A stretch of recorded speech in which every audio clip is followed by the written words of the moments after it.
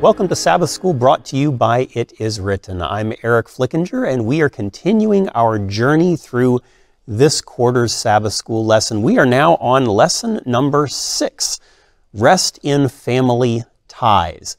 And with us, as usual, are the authors of the Sabbath School lesson, Chantal and Gerald Klingbeil. Chantal is an associate director of the Ellen G. White Estate, and Gerald is an associate editor of Adventist Review Ministries and the research professor of Old Testament and Ancient Near East Studies at Andrews University. Welcome back again. Thank you, Eric. So we've been on a bit of a journey already. Still got a ways to go. We're about halfway through now. And we're looking at a very interesting subject. This subject, as I mentioned a moment ago, is rest in family ties. Now, maybe your family is perfect. Oh, wow. Why are we laughing? Or maybe it's not. But when we talk about rest and peace and contentment, a lot of times, unfortunately, the home is the place where we find that the least. And the Bible gives us a lot of examples where people didn't have positive, encouraging situations at home. You think of people like Abraham and Isaac and Jacob. They were far from ideal family situations. Walk us through some of those experiences that might give us a little encouragement. Well, as you said, not ideal, and we often concentrate on the ideal parts of these patriarchs. But if we look, and not even too deeply, we see Abraham with his 2 wives, at least, with Hagar as well, and all the trauma that comes out of that relationship. And we see this, and it's an interesting tendency to see the same thing and maybe a little more magnified in the next generation. So we have Isaac. Things aren't ideal there, it would seem, with these two brothers, the twins that are in conflict, and it's so serious that it's attempted murder. There's lots of deceit and deception. And then we go on, and when we take the next jump, it really gets bad. I'll leave the next jump to you. You remember Jacob and his family. He had a number of wives, 2 wives and 2 concubines, and he had 12 sons. Now, he was blessed, and yet at the same time, when we look at the family dynamics, it feels like, at least for me as a modern reader, it feels a little bit dysfunctional. There was a lot of rivalries, and we hear in Genesis chapter 37, we hear some echoes of that rivalry. Yet there's dreams that are dreamt, and people are getting very upset when they hear about it. But then there is the son, the favorite son, Joseph, bringing food and supplies to his brothers who are caring for the family herd somewhere. They have a nomadic, semi-nomadic lifestyle, and they catch him and they throw him into a well, a dry well, ready to kill him. I mean, if that's not dysfunction, I think we can see that clearly. There is a problem in the family of Jacob. And yet, there is definitely not, this is not a very restful family, I would say. It begins, if we just backtrack a little bit, it's all things that aren't ideal. God doesn't want anyone to have 2 wives, let alone 4. And we find that those feelings, they carry over directly into the children and bring these horrible, warped, dysfunctional relationships. And yet, these are the people that we find in Hebrews 11. So I find that really remarkable.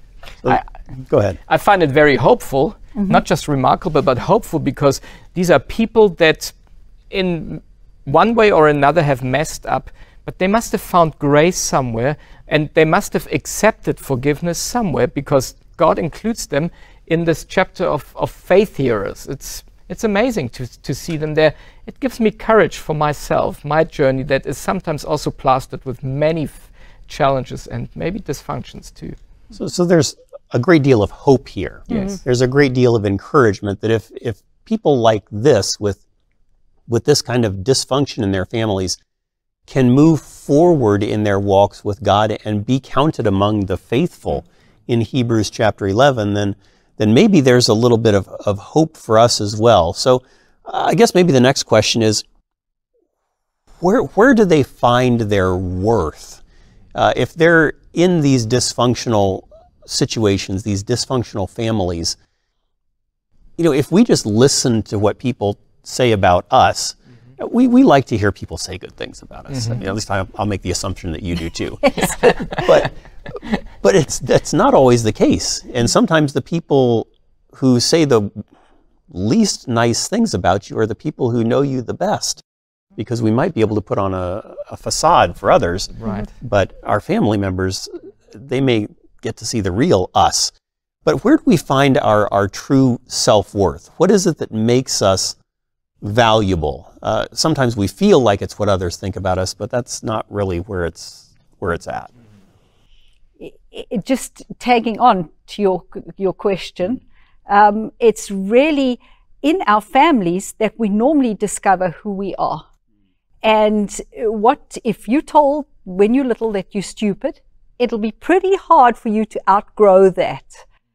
So we kind of pre-programmed it to a certain extent in our families. So I find the story of Joseph particularly helpful. And that's a story that we focus on in this chapter, really. Joseph is kind of at the end of that line, and he's now finds himself in that well.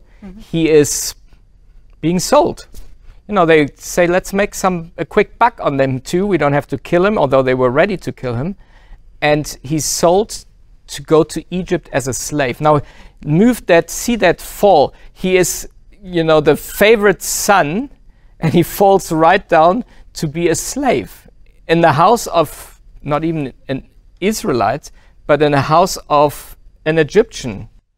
It can't be worse. So what really defined Joseph? And I think that's, for me, that part of the story, he must have made a decision. He must have made a decision that whatever will happen to me, I will stick with the God that I've heard about. My grandfathers told me, my great-grandfather, my father, his experiences with that God, I'll follow him, even though maybe it wasn't yet that personal yet up to that moment. I think that Joseph discovered that if we depend on other people for our worth, we're in for a rough ride, because that can change very, very dramatically.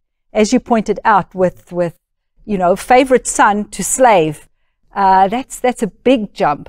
We've got to look outside of ourselves to find our self-worth, because until we have a sense of our own value and our own self-worth, we cannot function in a healthy way in our families, because we'll be continually be hurt and hurting those around us. And this seems to be what Joseph does, because it comes out quite clearly in the next story with the temptation. I mean, that's big. That's right. And so he had to have some connection with God beforehand in order to kind of lead him into making the right decision when he faced this immense temptation. And so that connection with God, despite what may be going on in the world around and what others may be saying, is really critical. And sometimes we can fall because of the good things that others say about us, and sometimes we fall because of the bad things that others say about us. And I use the word because. That maybe isn't the best word to use, but influenced by. Influenced by. I like that better. But ultimately, it's that connection with God that gives us our genuine worth. So we're going to pick it up after the break, but I want to kind of start into this story of Joseph and Potiphar's wife. He had, for a slave, he had a pretty decent situation in the household, as slaves go anyway.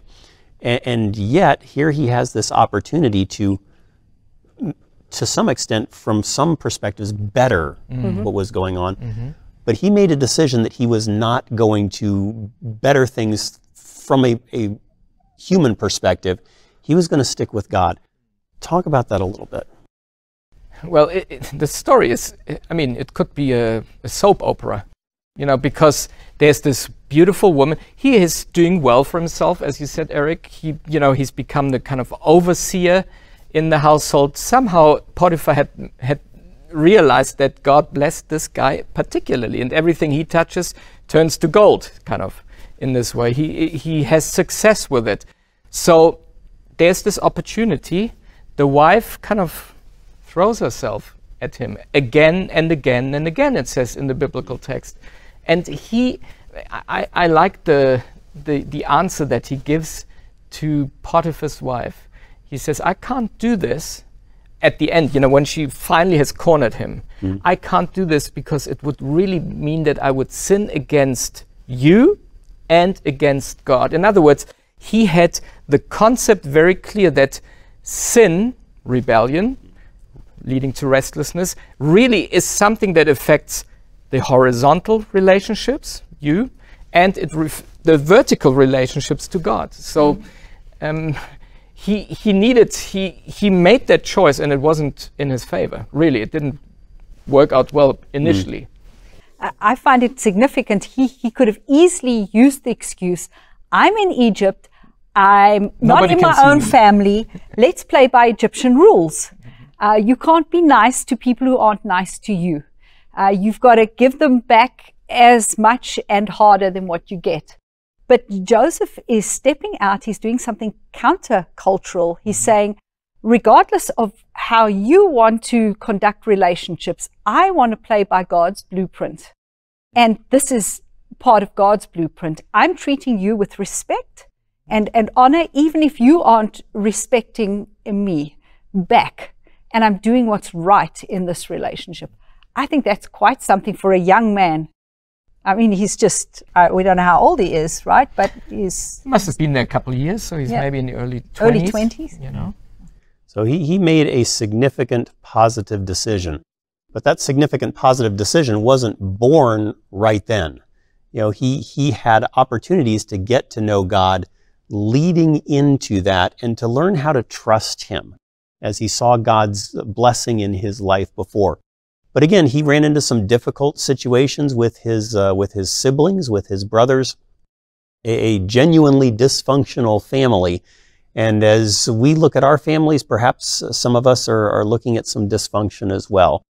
To either a greater or lesser extent, we all come from dysfunctional families because sin is in the world and it affects all of our relationships.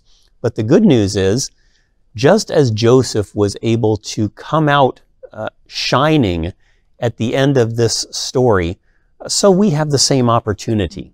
And it's as we learn from the things that Joseph went through, as we take a look at how God led him and Joseph allowed himself to be led, that we can find some guidance and some direction in our lives living in the last days of Earth's history. We're going to be back in just a moment as we continue looking at the life of Joseph and interpersonal relationships, family relationships, when it comes to dealing with resting in God. We'll be right back. Thank you for remembering that It Is Written exists because of the kindness of people just like you. To support this international life-changing ministry, please call us now at 800-253-3000. You can send your tax-deductible gift to the address on your screen, or you can visit us online at itiswritten.com. Thank you for your prayers and for your financial support. Our number again is 800-253-3000, or you could visit us online at itiswritten.com.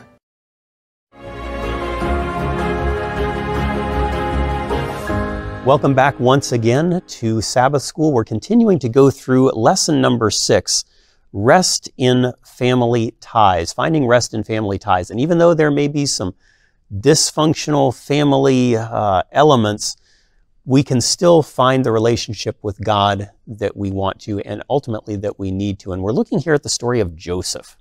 And Joseph was favored, which worked against him. It seemed like it was probably a good thing, at least to him, but it put him against his brothers, and his brothers sold him into slavery down into Egypt. He elevated through the ranks in Potiphar's house and ultimately caught the attention of Potiphar's wife. He did not play the game that she wanted him to play, and he gets thrown into prison. Doesn't sound like a very good reward for doing the right thing. Unfortunately, with relationships, that's so true. When we do things God's way, we aren't always rewarded immediately. And being a Christian or giving your heart to God, I don't think is the magic wand that makes perfect relationships overnight. And we see this. This isn't a family relationship anymore because this is bigger. He's part of Potiphar's household, but it leads him into more trouble. And he could have gotten to the point where he'd say, "That's it. Now I'm in prison. Now I'm going to play by my own rules, and I'm going to give everybody back what they're giving to me. No more Mr. Nice Guy." But this doesn't seem to be part of Joseph's makeup anymore. He knows what he's worth, and he hangs on to this. Even when he's now a slave in prison, he still seems to believe that God has a plan for him, that God loves him, that he's worth something. And what really amazes me in that story is that he doesn't just sit in prison and, laments. There's a good reason for that. I did the right thing. I was faithful to what you want me to, how you want me to relate to other people, and especially to the wife of somebody else. No, he doesn't lament, but he continues to serve others.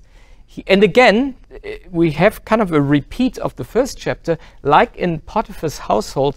He gets raises, the prison master, he sees that this young man is blessed, is trustworthy, is reliable. maybe even cheerful. And he gives him jobs to do, and he comes into contact with others and serves them. Maybe that's something that we can take, just a little takeaway from that story is, when things go rough for us, it's not always the best to just look into ourselves and to look into our hearts. They may be hurting and smarting, yes, and very often also for a reason. And yet, if we able to look beyond and maybe also to look to the needs of people around us and be able to serve them as Joseph did. I like what you said, Chantal, when you said he knew his worth. He knew really that he was able to continue to bless others in spite of everything going wrong, because it really seemed to go wrong. And things went terribly wrong, at least from a human perspective.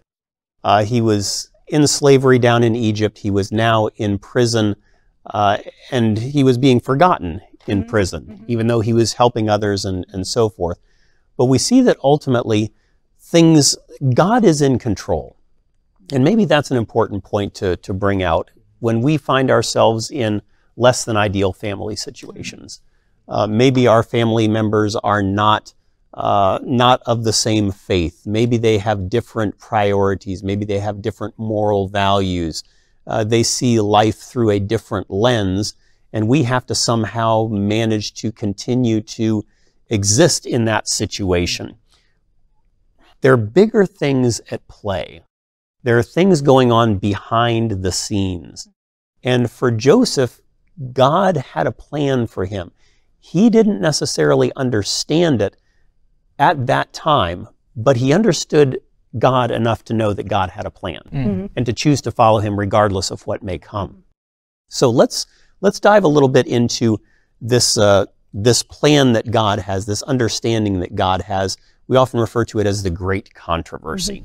What kind of weaves behind and in and out and through every experience that we have in life, even if we find ourselves in a dysfunctional family, even if we find ourselves in a challenging situation. How does the great controversy play into things?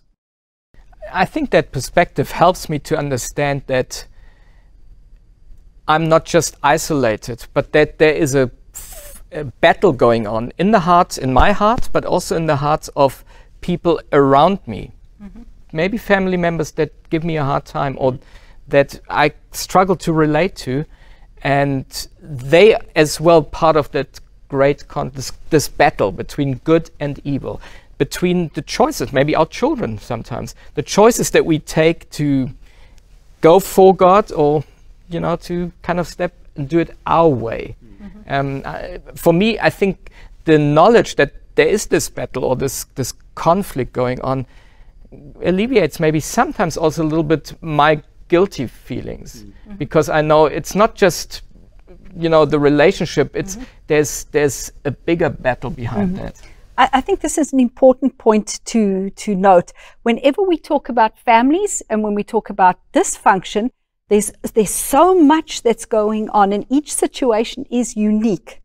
And I don't want to, in this lesson, and I don't think Joseph in any way, his story gives an open book for abuse in any sort of form. This isn't about someone who has to take all the blame. This isn't someone who is to blame. Relationships are complicated. And yet it's someone who refuses to give up on his own worth. He doesn't let others dictate who or what he is. And I think that's an important point. And I think it gives hope as well that we don't let people manipulate us or push us into boxes when we are accepting our worth in God. And when we choose to live by God's principles for relationships. And I think this is something that we can look at. It's not easy, and we see this in Joseph's story. It doesn't always have happy endings. Not all relationships are salvageable. We don't have him ever come into contact with Mrs. Potiphar again, or even with Mr. Potiphar. We don't know what happened there.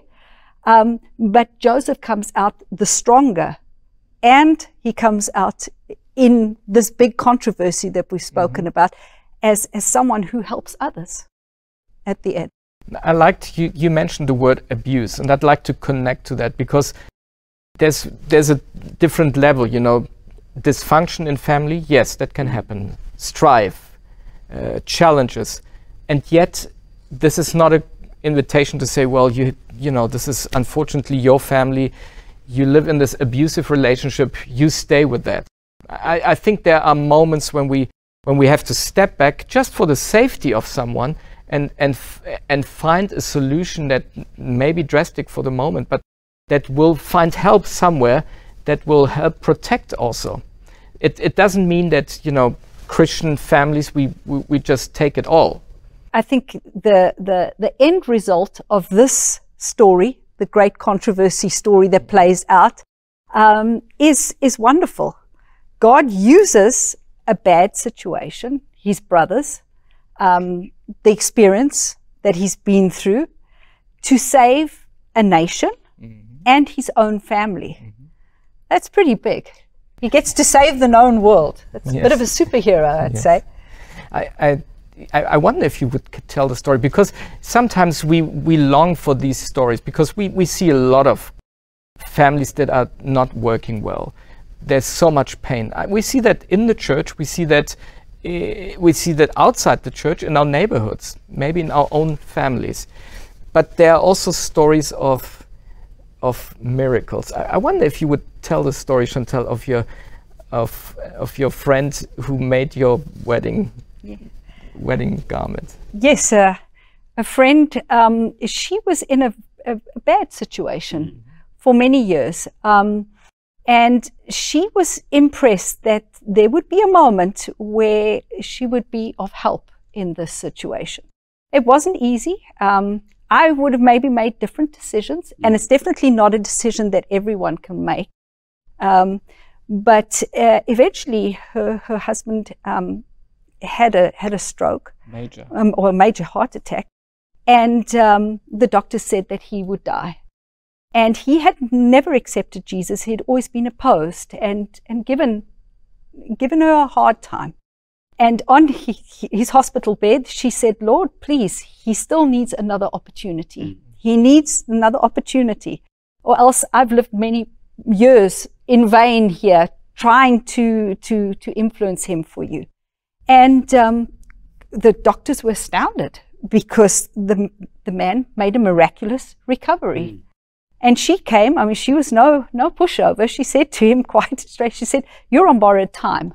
God's given you this moment for your eternal salvation. Now's the time to make right. And this man who'd been so hard and so resistant for so many years. And abusive. And very difficult for so long, he said, pray for me. She said it made it worth it in the end. It wasn't an easy life, but God had given her the strength and the courage. And at that moment, she said, he gave his heart to God. And it was just, I think, a few months later that he did die. But he died at peace and at rest.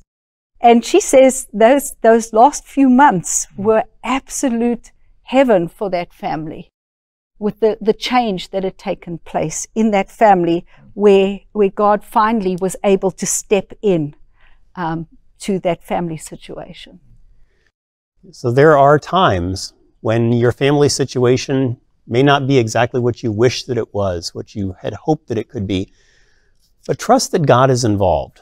Trust that God is working, just as he was working in Joseph's life, even when it wasn't apparent. God was still there. And we can trust that even though we may not be able to see things very, very clearly, the great controversy is still at play. And God wants to reach people through you and the situations that you're going through. Just as your friend, prayed for her husband to be given another chance, even though experience of life with him prior to that wasn't ideal. God honored her request and gave him a little extra time in order to be able to have that relationship with him. So regardless of what your situation in life may be like, remember that there are also big things at play. There is a great controversy that is at play. And God wants to use you to reach people just as he used Joseph and Abraham and Isaac and Jacob to reach people as well. So be encouraged. Even though life in your family, at work, in your situation, in your surroundings, isn't what perhaps you wish it could be, use that to reach others for Jesus, because ultimately, Jesus wants many people to be saved. He wants to use you to reach them. Gerald and Chantal, thank you once again for joining us this week on Sabbath School. And of course, we're going to be back again next week, and we look forward to seeing you as well. God bless you.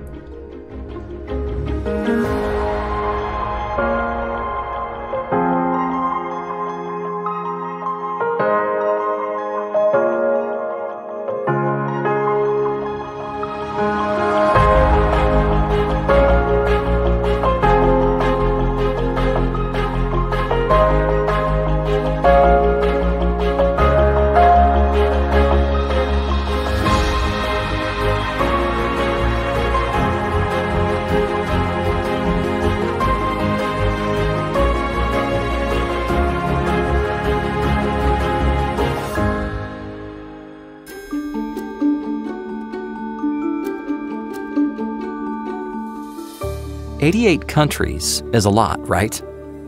Tokyo alone is so large that there are 88 countries whose total population combined would still be smaller than the Tokyo metro area. Over time, the city has grown, spread, and merged with smaller surrounding cities, resulting in a massive urban area called an agglomeration.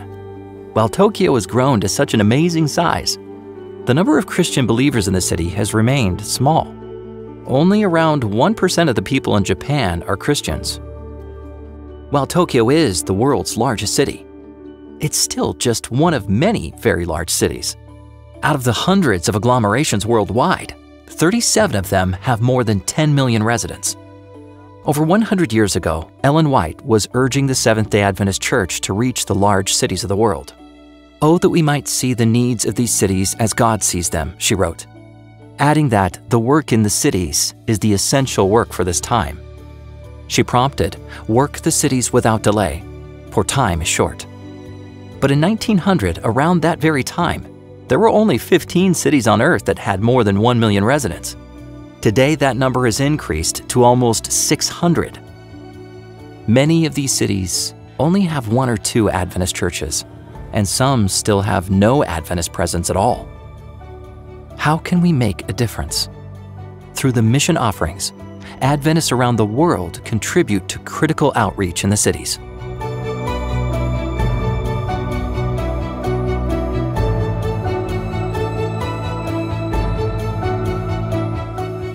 Perhaps at some point in your life you dreamed of becoming a missionary, but somehow it never quite worked out.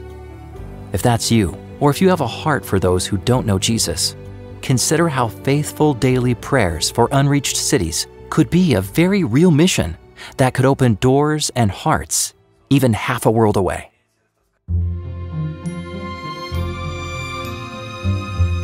Sharon has answered this call to prayer wholeheartedly. The Mission to the Cities prayer map arranges these cities on lines to look like a subway map, and Sharon uses it as a guide to pray for one city each day. She's been praying for more than a year, and she has already checkmarked more than 200 of these 580 large cities.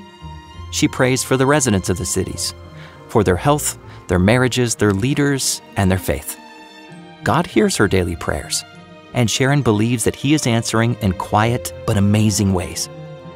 She looks forward to hearing the stories one day in heaven. Adventist schools are also praying for the cities. At Hillside Christian School, a one-room school in Wisconsin, the students began by praying for the large cities in North America. Each day they prayed for a different city. One student would pray for the homeless in the city. Another prayed for families. As a team, they took the needs of these cities to God in prayer, and then checkmarked each city on the map. Churches and schools, adults, children, and academy students are praying for the cities. We believe that as we gather in spirit, praying in unity for the cities, God will be with us and hear our prayers. As you pray for each city, please ask God to bless the work of missionaries and global mission pioneers there. Prayer maps are available for download on the Mission to the City's website. You can print them for yourself, your school, your prayer group, or your church. Please join other prayer missionaries and pray your way around the world.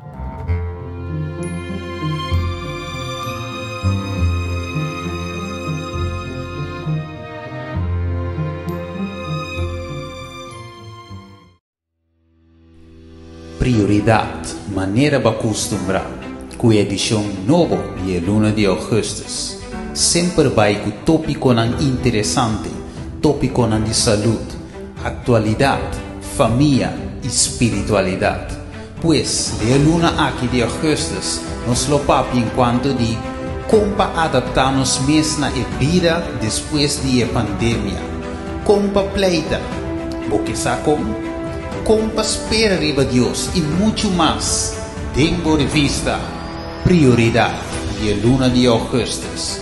Pois, escute-nos live, turja domingo metade e 4 na Rádio Delta e watch-nos live riba Facebook page Prioridade. Prioridade, princípio na vida, na alcance de tudo. Solo buscami y hallami, ora vos buscami cu hermoso corazón. Jeremías 29:3. Y vos solo buscami y hallami, ora vos buscami cu hermoso corazón. Jeremías 29:3.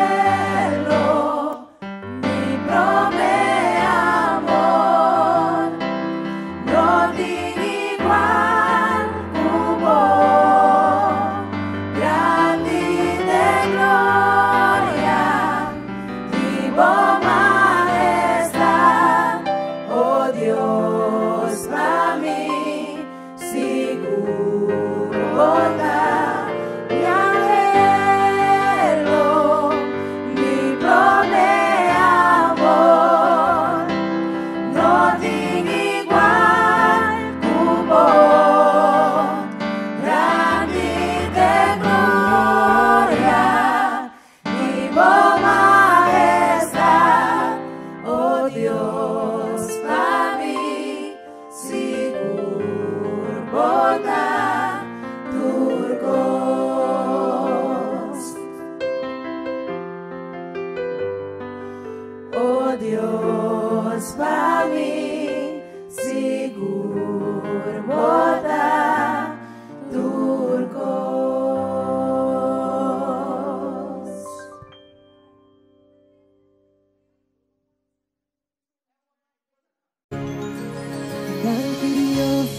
escucha oración y tu marrón, mundo su petición no por, está maravilloso. Oración ta força de cristiano pensei, assim oración sin stop. Bom dia, Romana. Esse aqui está o momento de oração que está preparando nosso coração para escuchar a palavra de Deus.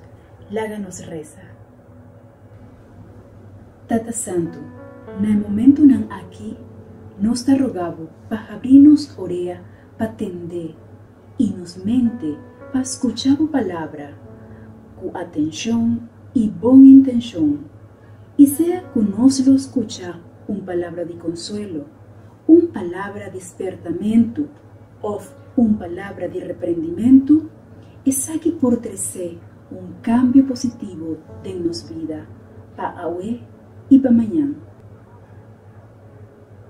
Nós te pedimos tudo isso aqui em nome de Jesus. Amém. Oração ta força de cristiano pensei, assim oração sin stop. Que tal a Romana de Iglesia de Muizenberg e bom-vindo na nosso culto virtual. A decisão que a nossa com culto virtual está basada em hecho que nós temos vários romanos que têm o vírus de Covid. Então, essa aqui é assim que junto com o anciano da igreja, nós se reunimos e nós decidimos para nos cuidar, nos prevenir, também para esse sábado aqui, é um atual aqui, outro semana, nós lo portamos culto virtual e depois nós lo vinimos back para de forma presencial, nos sigue adorar e glorificar o nome de nosso bom Deus. Pois, daqui para o hecho que Romano a compreender a situação e aceitar a situação aqui. Você sabe que uma das frases mais terríveis que ser humano por escutar, da hora que abomece, ou familiar dibo, mas escuta fora de boca de doctor que não por fazer nada mais, seja para abomece ou para você querer. A situação aqui talaga você sente maneira tá cuchu tá passa dentro do coração. Bota só dá frio e bota queda paralisar. Ora com a frase aqui, mas por cruza boreana e vai na mente. Láganos uma palavra de oração.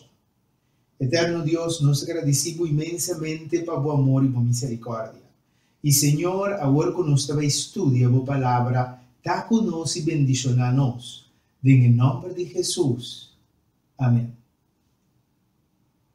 Bem, também nos den o book de San Marco capítulo 4, e nós lo estamos lendo versículo 36 em adelante. Onde evento que também apone que o discípulo a queda de angústia. O discípulo a perder cabeça e não a perder esperança para sobra tava da parte que não tava tem nada mais para fazer. Você sabe, também nós o seguinte. Lagando a multitud atrás, não arribe junto com não, maneira estava den e boto, e estava tem outro boto não junto com ele. Aqui nós começamos a introdução de uma noite tranquila caminha e discípulo de Jesus. Kutaba ta homber nang versa riba lamang, kutaba ta homber nang kutaba ta conocer tur e vaivén nang di navegamento riba el lago de Galilea, que riba el lamang de Galilea aqui, tabay ko Jesus inanta komisa move riba lamang. Tur costa bata parse di tabata tranquil.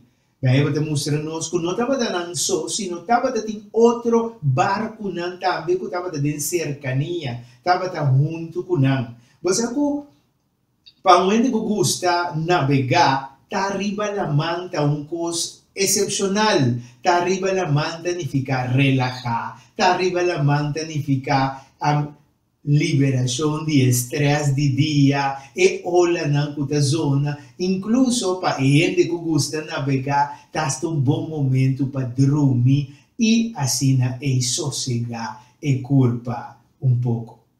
Pero lá não seguiu o relato bíblico que avisa nós. E além de tempestade, viento fuerte, e ola não estava dal de boto, de tal maneira que o boto a começar llena. E além tempestade. Turco estava a parse de estava ok. Turco estava a parse de estava bom. Pero maneira tur mal notícia, maneira tur mal situação, maioria viata presenta de repente. Vos amigo manco opi de nos vida, nós está sentindo que não está bem bom. Vida está parece de cana smooth, pero de repente, chamada de telefone, dolor que você sente, você vai doctor para dolor, mal notícia também. Chamada de telefone, está trazendo mal notícia. Texto de WhatsApp, está trazendo mal notícia. Chega a trabalho, reunião com o jefe, está trazendo mal notícia. Pues mal notícia, situação e evento catastrófico, da coisa da parte de nossa vida, fora de momento que pica adentro do mundo. Sim, agora nossa papel de orientação de conduta e psicologia, nossa papel de evento catastrófico, evento que afeta nossa vida, evento que nós não temos, parece que nós não por sair fora de nós, parece que nós não temos controle riba evento catastrófico aqui. E a noite discípulo aqui estava a enfrentar evento catastrófico de natureza. Pero nos eventos hoy en día no está solamente de naturaleza, no está solamente de situación para de nos, situación también emocional, camina para guardo traicionar, camina para guardo calumniar, camina gente ta ganha riba bo, camina para sentir para guardo humilhar e maltratar, também forma parte do paquete aqui de evento catastrófico que pode afetar nossa vida. E bem, você que diz nós. E referindo a Jesus, estava na sonho riba e cozinha para trás de boto. E não alante e disse, maestro, não está importável que nós está perecer? A última frase aqui está sumamente importante. A última parte de frase aqui. Maestro, não está importável que nós está perecer. Você, amigo humano, ouve de nos evento catastrófico. Nós está luta para sair adiante. É discípulo a luta. Bem, você diz que é boto começa a ir com água, pero me está seguro que como bom marinheiro o homem que estava a conhecer tudo e vai bem de navegação, que não estava para promover que não será enfrentar a noite de mal tempo ribelago, se tudo que estava não alcance, pero dia mais estava a parece que não porá fazer nada e denan desesperação, denan angústia, não corre vai cerca Jesus que estava a dormir. Eu me pergunto, você quer que Jesus não estava a sacar isso aqui também passa? Claro, Jesus estava a sacar a situação aqui também passa. Você quer que Jesus não estava consciente que o discípulo não lo havia assim? Claro, Jesus está Deus e conhece o fim for de princípio. Pero você hoje vê com angústia, hoje vê com tribulação na vida nos vida. Deus está permitindo isso aqui não. Miro mal, eu vou escutar minha bisa a frase que eu vive. Deus está permitindo e Deus está dirigindo, pero sempre está na controle. Ando vive ora não está de nos tribulação, o vive ora não está de nos angústia, o vive ora não está de nos aflição, nós também está desesperar e nos palavras não vive está Senhor onda botar, Senhor Dikon é coisa aqui da passa comigo, Senhor Dikon me tem que sofrer assim aqui, que me arrase para merecer essa aqui, tá com frase não, coisa não que nós está pensando. E nós está caindo em desesperação.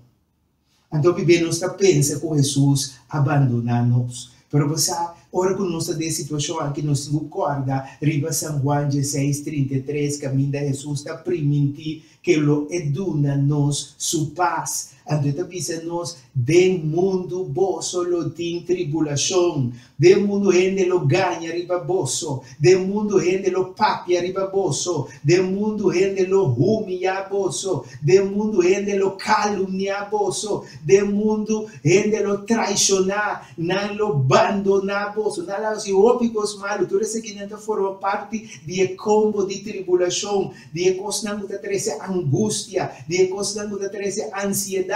Pero Jesus avisa-nos que é a vence o mundo. E Bíblia avisa-me, é que em Cristo está mais que vencedor. De Romano 8:28, o apóstolo Pablo está pondo turco esta obra para bomba, estão que está querer, estão que está confiar de nosso Senhor. Então, me que bisabo miro man estima, ora que você passa de aflição, na lugar de você começar a gritar e puntra, tá, Dikon é coisa que te passa comigo, puntra, que o Senhor que hace comigo através de situação aqui. E me que bisabo que não está fácil, para sobre ora que nós mira com nada mais, não por ser assim, que turnos possibilidade não acaba, não está desesperado como gente.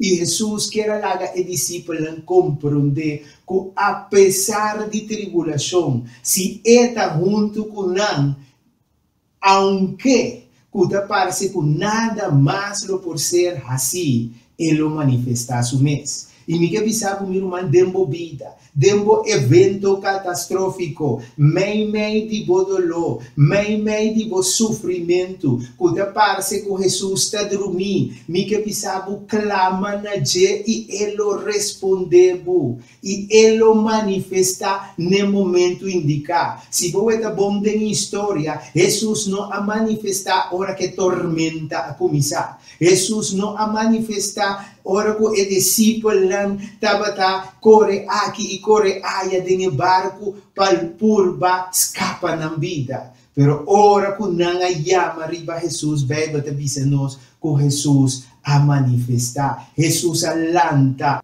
E o versículo 39 te diz-nos.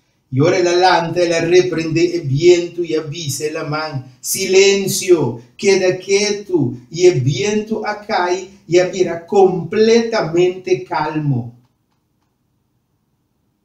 E o versículo 40 te diz-nos, e ela diz, não, para que você tem medo assim? De com você não tem fé.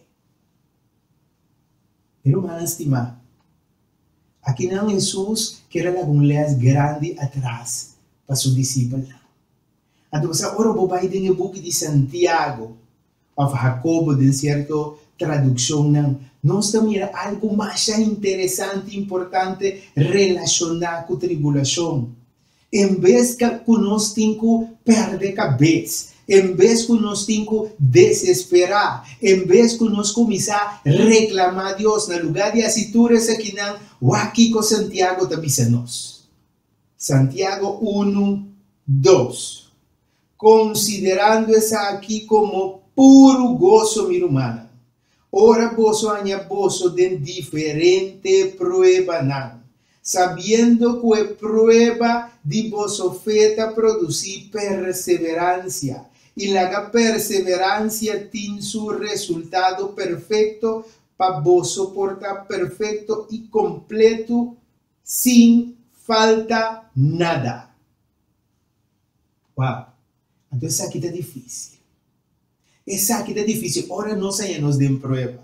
Ahora nos llenos de calamidad. Nos mente tiene tendencia de desesperar. Nos mente tiene tendencia de añadir estrés. Nos mente tiene tendencia de comenzar a generar pensamento negativo.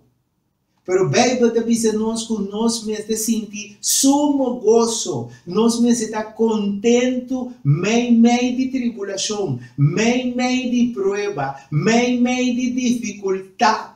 Então, aqui está o que nós temos que cozinhar.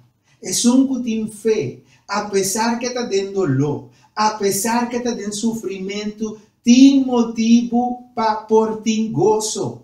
Então, é motivo não para por ter gozo, buang kumbia mas kiko Santiago da Pisa.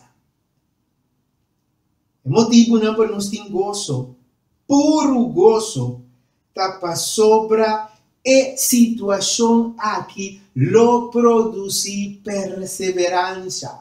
Que mendi é situação aqui lo ajuda a nos crescer, le ajuda a nos virar melhor cristiana, le ajuda a nos relação com Jesus também será. Pero riba turcos é situação não catastrófico aqui, é evento não caótico aqui, tá ajuda-nos para compreender que Deus lo manifesta de uma maneira poderosa de nossa vida. Deus lo tá na controle sempre. Ele permite certa coisa para nosso crescimento. Ele dirige nos em certa direção para nosso crescimento. Mas nunca está perde controle. Então, meu irmão, a perseverança aqui é sumamente importante como plataforma para nosso desenvolvimento espiritual. E na final, meu irmão, estima, sempre Jesus lo manifesta. Se ele não manifestar donando um milagre imediatamente, maneira ela assim, e a noite ele lo é donado milagre na sua segunda venida. Não que no momento dado está sofrendo e não arranha notícia com nada mais no perguardo assim, que bota em fase terminal, que não por vir atrás de enfermidade crônica, com morto está bodilante, me que bisabo, meu irmão, siga perseverar em fé para sobre o problema de morto, já Jesus a resolver isso aqui. E ora Jesus dimpa de dois via, maneira Pablo está dizendo, nos promete Solanicenses em 4:16 em adelante, que ora com Jesus, vini para de dois b, e snanco amor de Cristo lo ressuscitar. Que mendi, meu irmão estima, se vou perseverar, se a mim perseverar, mei, de tribulação, durante tempo de prova, de evento não caótico e catastrófico, que está atacando nos mente, que está atacando nos vida, se nós perseverar, nós luta vencedor de Cristo Jesus. E pensei se a está seguindo nós através de nossa plataforma de Facebook e YouTube. Está passando de momento na difícil, regocijado do Senhor. Para sobre na final de turcos, Deus está na controle. Na final de turcos, Deus lo manifesta, pero vamos de perseverar. Se o milagre não chega, amanhã me avisa. Se não chega amanhã, para a saúde, para a família, para a finança, para o que seja, vou portar seguro com a segunda vinda de Jesus. O milagre não chega. Morto, sofrimento, tristeza, dolor, lo que dá atrás. E é evento de mais grande, que o por suceder de nos vida, lo está conosco por viva com Jesus eternamente. Pero prueba não lo ajuda-nos a perseverar. E prueba não lo ajuda-nos para nos fé aumentar e nossa relação com Jesus virá muito mais será. Que Deus for bendicionado, que Deus for guardado, que Deus for guiado nesse processo aqui. E guardar, nenhum de nós avisa que está fácil, mas impossível tampouco é notar. Dá-nos uma palavra de oração. Eterno Deus, dá-nos para o amor. Senhor, não sabe que está difícil, ora tribulação, ora problema, ora evento catastrófico apresentado em nossa vida para nos portar alegre, para nos gozar. Pero Senhor, sim, não se sabe. Ajuda-nos para nos propor isso aqui na prática através da ajudança do Espírito Santo. Para assim nós podemos perseverar, para assim nós podemos seguir querer, para assim nós fé aumentar. E ora vou manifestar e nuvem no céu, nós lo por desfrutar de lo que vou preparar para nós, for de fundação do mundo aqui. Danke para escutar-nos, danke para cuidar-nos, em nome de Jesus. Amém. Meu irmão estimado, Deus bendicionado, que vou conseguir desfrutar de bom sábado e nos topa de próximo encontro. Nós espera que vai desfrutar de serviço virtual Almeida e agora nos será coração. Que o Senhor bendicionado e guardado, que o Senhor hace sua cara resplandecer de bobo e tenha misericórdia de vós. Que o Senhor hace sua cara de bobo e dê paz. Em nome de Jesus.